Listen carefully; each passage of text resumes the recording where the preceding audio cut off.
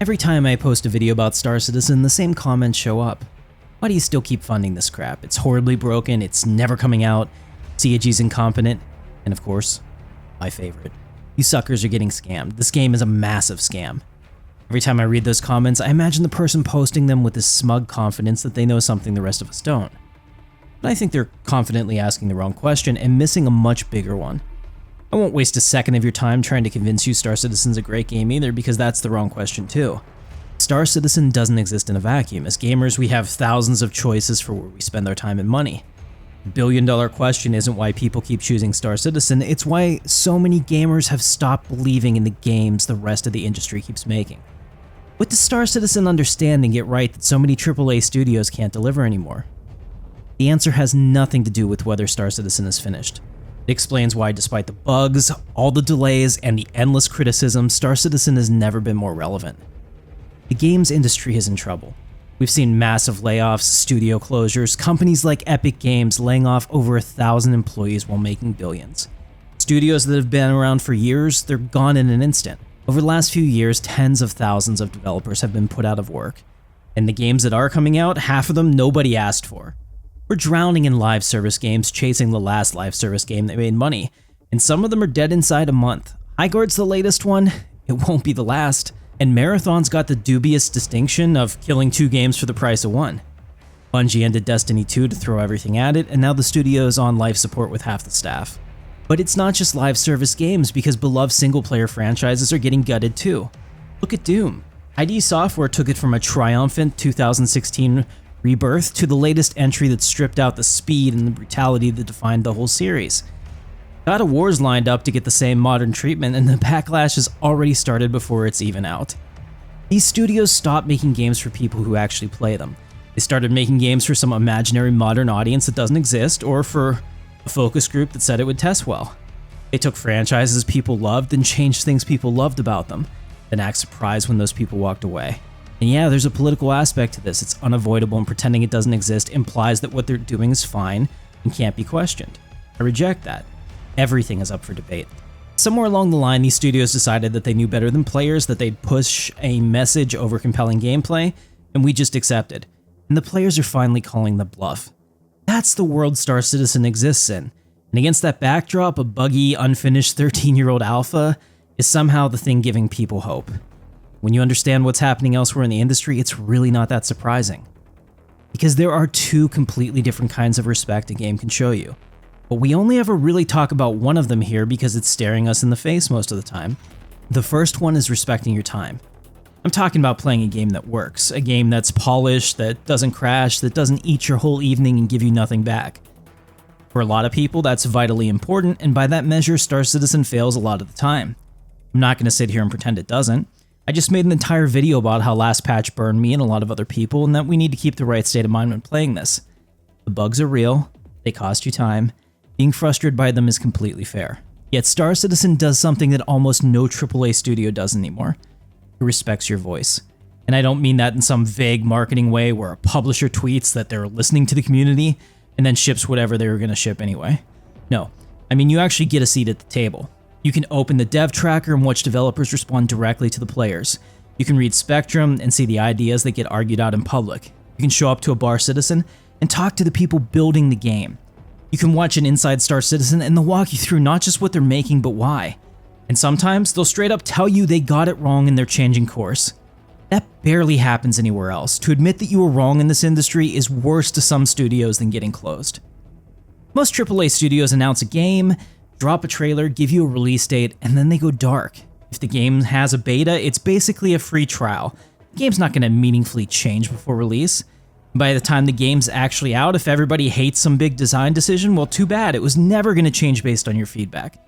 That's the end of it. But Star Citizen works backwards.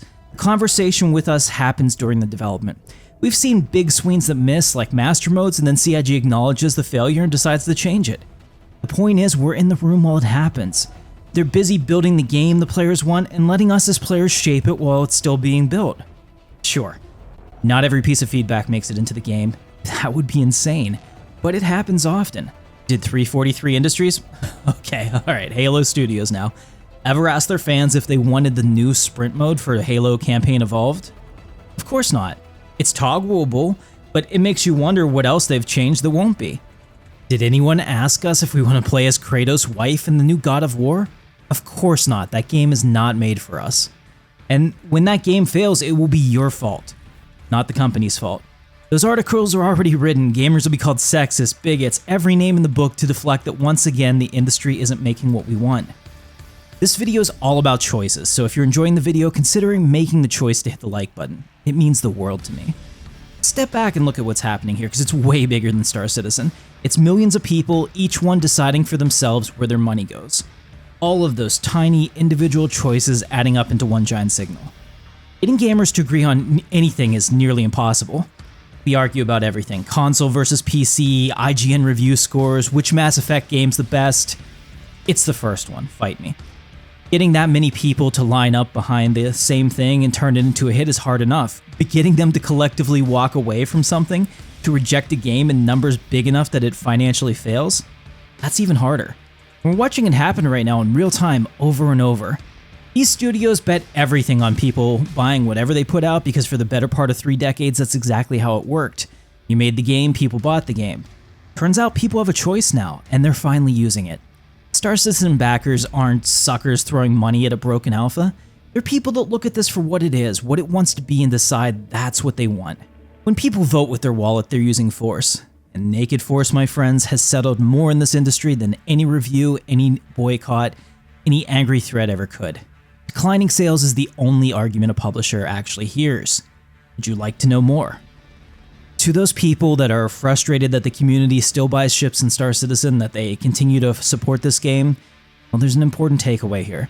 You can no more force people to hate this game through your own frustrations than the AAA industry can expect to force weak games down people's throats. It's always been about more than surface level takes, and that's what Star Citizen actually is. Underneath the bugs and the memes and the delays in the almost 14 years, it's proof the other way works. You fund the people building the game directly, you let them swing for the fences on something no publisher on earth would ever greenlight. And you cut out the suit whose only job is to kill the ambitious idea before it costs anyone a quarterly bonus. It's the direct-to-audience moonshot people have talked about for over a decade like it was a fantasy. And it's not a fantasy anymore. It's the thing I loaded into and played for 10 hours in the PTU yesterday. Yet there are people actively campaigning to get suits back in the room, to run CIG more like EA or Ubisoft. That blows my mind because the only reason this project can even exist is there wasn't somebody upstairs telling Chris Roberts to make it smaller, make it safer, or to ship it before it's ready. That's how you end up with another Starfield. Don't get me wrong, it doesn't mean CIG gets a free pass either. It cuts both ways here. The same money that shows up because people believe in this disappears the second they stop. If CIG loses the community's trust, you'll see it in the funding long before you see it anywhere else. That's the accountability there, the kind that YouTubers love to claim that they're enforcing. But it's not true. I don't buy the correlation. YouTube's a self-serving business, believe me, I know. And we don't need some executive breathing down CIG's neck about quarterly targets either. It's us, every single day, deciding whether this is still worth backing. Deciding if you'll buy another ship, deciding if you'll recommend it to a friend, deciding if you'll walk away. That's real pressure, and we're harder to please than any board of directors because a board's got one set of interests and we've got a million different points of view. The hope was never that this game is going to be flawless during development. I know better than that, I just made a whole video about it. The hope is that it exists at all, that in an industry busy proving a game this ambitious can't be made anymore, a few million people put their money where their dream was and proved it can. Because if this works, if they finish the game and find a mainstream audience, every studio that ever played it safe has to look at it and wonder what they could have built if they trusted us and made games for their audience. And if it dies, the lesson they take from that is ambition doesn't pay. Give people less, play it safe, churn out the next live service clone. So when someone asks me why I keep funding this thing, that's the answer. I'm not funding a broken alpha. I'm funding the game that's changing an industry that no longer values me as a customer.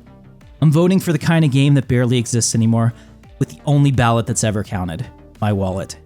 And my friends, I'm using force. I'll see you in the verse.